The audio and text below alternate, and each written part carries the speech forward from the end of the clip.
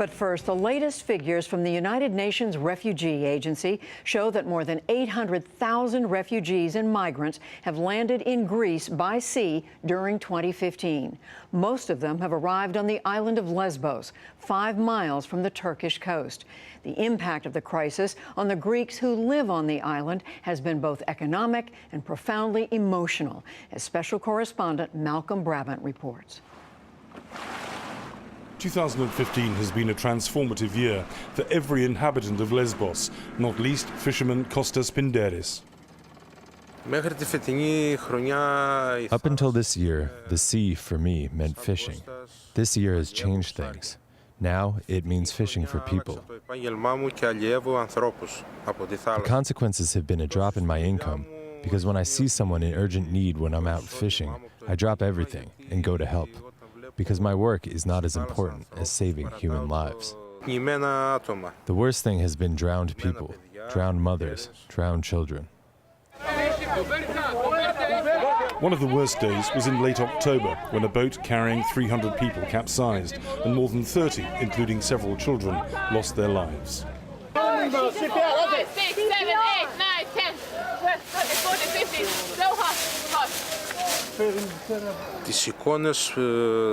The pictures I saw during those incidents, which I was seeing almost on a daily basis, would come back to me while I was trying to sleep in bed at night.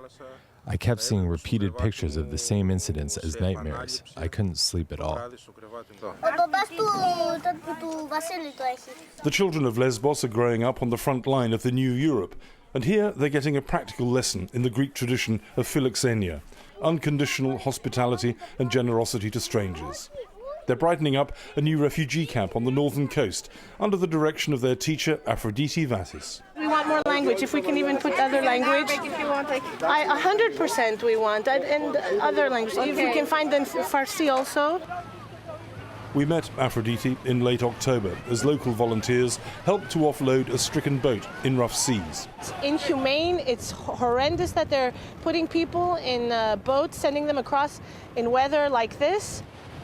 It's changed, first of all, my daily reality. I wake up now and then the first thing I have to do is go to my family's hotel and to see, are their boats arriving? How can we help them? And this is in the morning. I have children, I have a husband, I have my own business, and so the daily things that we take for granted, I was able to realize that I took a lot of things for granted very quickly. Even just a moment of free time, a moment of spending with your own children, these are the things that I miss because there is no more free time. Also, moments of feeling carefree, they don't exist anymore because we see what's going on around us in other parts of the world. It has come to our doorstep.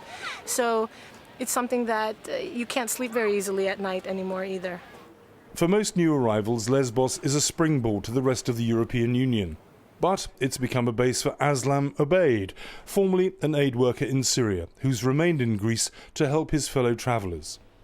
While he's full of praise for local people and international volunteers, he's disdainful of Europe's response. What is Europe doing? Like, she's forcing to accept these people, but what are they doing? Paying Turkey 3 billion euro to stop refugees from coming. Yeah, thank you, Europe. Like, really, seriously, thank you. Did you spend 1 million for helping? Europe isn't even paying for transportation for people or for helping.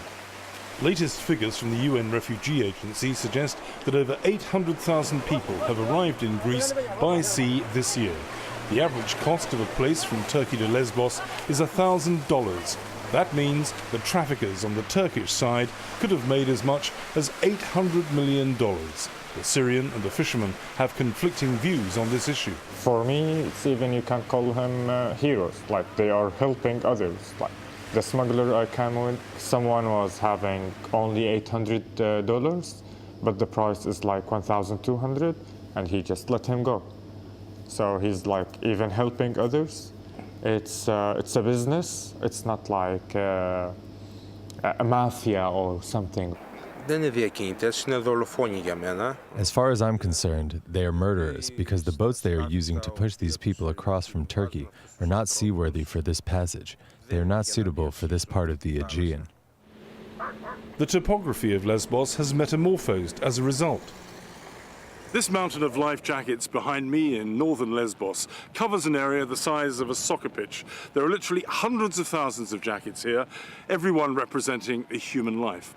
But the economic impact on Lesbos as the main entry point to Europe for these refugees and migrants has been seismic. The vacation business on which so many people depend has collapsed. 2 years ago, the charm of Lesbos lured 75,000 vacationers on package tours on charter flights, and the island had 60 lucrative cruise liner stopovers in high season. But so far, projected charter bookings and cruise ship dockings for next year stand at zero. All our businesses, we have loans, we have to pay the banks, and so our biggest fear is that we won't be able to cover our costs. If we can cover our costs and get through the year, we'll be more than happy with that because we want to be able to sustain our existence as long as we can until things turn and we have an increase again in tourism. Spending by volunteers, aid agencies and the migrants to the tune of $100 million has offset some of the losses, but the overall long-term picture is bleak. My wish is that the powers that be may work to find a solution so that people may live in peace, that the whole world may live in peace. But if anything, the violence is escalating, which means that Lesbos's crucial position on the migrant trail will continue. For the PBS NewsHour, I'm Malcolm Brabant in Lesbos.